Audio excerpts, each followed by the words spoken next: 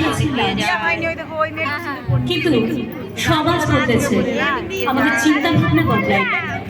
এখনো আমরা কন্যা ভ্রূণ হত্যা করেছি, কিন্তু আমাদের সমাজের কাছে লজ্জা। এখনো নারী নির্যাতিতা, কিন্তু যে মন্দিরে অধিষ্ঠাত্রী দেবী সে তো মা।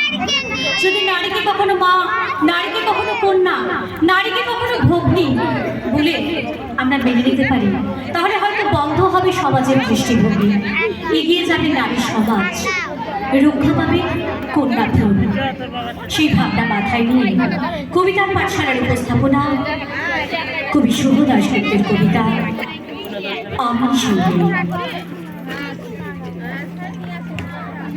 আমি সেই মেয়ে, বাসে ট্রেনে ট্রামে রাস্তায় আপনি যাকে রোজ দেখেন, যার শাড়ি, কপালের টিপ, কানের দুল আর পায়ের গোড়ালে আপনি রোজ দেখেন, আর আরো অনেক কিছু দেখতে পাওয়ার স্বপ্ন দেখেন।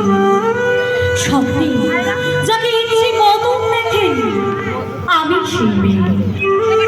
বিহারের প্রত্যন্ত গ্রামে দিনের আলোয় যার ছায়া মারানো আপনার ধর্মে সিদ্ধ, আর রাতের গভীরে যাকে বস্তি থেকে তুলে আনতে পায়ে বরকন্দাজ পাঠান আপনি, আর সুসজ্জিত বিছানায় যার জন্য অপেক্ষায় অধীর হয় আপনার রাজকীয় লাবণ্য, আমি সেই মেয়ে। আমি সেই মেয়ে। আসামের চা বাগানে ঝুপড়ি কামিন বস্তি থেকে যাকে আপনি নিয়ে যেতে চান সাহেবী বাংলোয় মধ্যরাতে, ফায়ার প্লেসের ঝলসে ওঠা আলোয় মোদির চোখে দেখতে চান যার অনাবৃত শরীর, আমি সেই মেয়ে। রাজস্থানের শুকনো উঠোন থেকে পিপাসার জল আনতে যাকে আপনি পাঠিয়ে দেন 10 মাইল দূরে সরকারি ইদারায়, আর 20 মাইল হেঁটে ক্লান্ত বিক্ষাপ্ত যে রমণী ঘরে ফিরলেই যাকে বসিয়ে দেন চুলার আগুনের সামনে আপনার রুটি বানাতে, আমি সেই মেয়ে।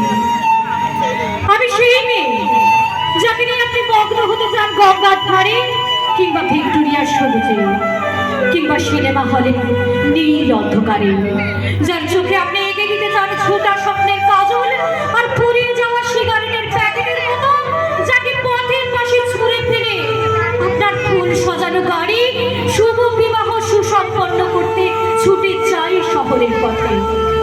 করে দেখা আলোর কুঠুরিতে একা দাঁড়িয়ে থাকা, আমি সেই মেয়ে। আমি সেই মেয়ে। এমনকি দেবতারাও যাকে ক্ষমা করেন না, অহংকার শক্তির গন্ধে যার গর্ভে রেখে যান কুমারীর অপমান, আর চোখের জলে বন্দী হয়ে নদীর জলে বিসর্জন দিতে হয় কৌটুকে হাত দুজনে, আমি সেই মেয়ে। সংসারের অশুভ আমি ভরসা, আমার ছাত্র পড়ানো টাকায় মায়ের ওষুধ কেনা হয়, আমার বাড়তি রোজগারে ভাইয়ের বই কেনা হয়, আমার সমস্ত শরীর প্রবল বৃষ্টিতে ভেসতে থাকে, কালো আকাশ মাথায় নিয়ে আমি ছাতা হয়ে থাকি, ছাতার নিচে শুকিয়ে বাঁচে সংসার। আপনারা আমার জন্য অনেক করেছেন, সাহিত্যিক, কাব্যে, শাস্ত্রে, লোকাচারে আমাকে মা বলে পুজো করেছেন, প্রকৃতি বলে আদিক্ষেতা করেছেন, আর শহরগঞ্জের কানা গলিতে ঠোঁটের রং মাখিয়ে কপি হাতে গান করিয়ে দিয়েছেন। আমি সেই মেয়ে। একদিন হয়তো একদিন হয়তো অন্য কোনো একদিন আমার সমস্ত মিথ্যে পোশাক ছুঁড়ে ফেলে দিয়ে আমি হয়ে উঠবো সেই অসামান্য। খোলা চুল মেঘের মতো থাকবে আমার খোলা পিঠ, দু চোখে জ্বলবে ভীষণ আগুন, কপাল থেকে বেরোবে ভয়ঙ্কর তেজরশ্মি, হাতে ঝলসে উঠবে সেই খড়গ, দু পায়ের নুপুরে বেজে উঠবে রণদুন্দুভি, নৃশংস অট্ট হাসিতে ভরে উঠবে আকাশ, দেবতারাও আতঙ্কে স্তব্ধ হয়ে বলতে থাকবেন মহামেঘ প্রভাব ঘোরাম মুক্তকেশিম চতুর্ভুজাম কালিকাম দক্ষিণাম মুন্ডমালা বিভূষিতাম।